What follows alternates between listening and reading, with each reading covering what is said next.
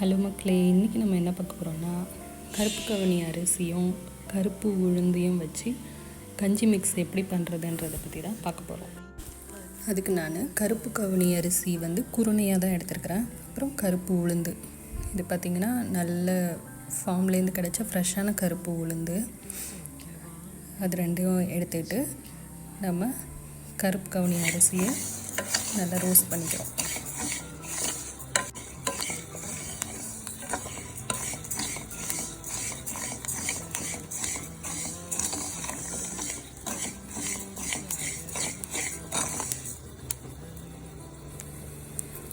இப்போ கருப்பு உளுந்தையும் நல்லா ரோஸ்ட் பண்ணிக்கோங்க. நல்லா வாசனை வர வரைக்கும் நல்லா கொஞ்சம் ரோஸ்ட் பண்ணிக்கோங்க.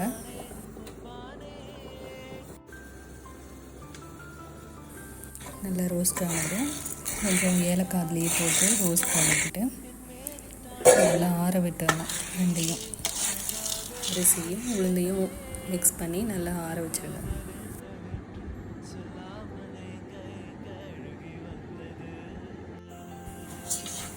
நல்லா ஆறுனதையும் நீங்கள் மிக்சியிலே கூட நல்லா நைஸாக பொடி பண்ணி வச்சுக்கோங்க, ஸ்டோர் பண்ணிக்கலாம்.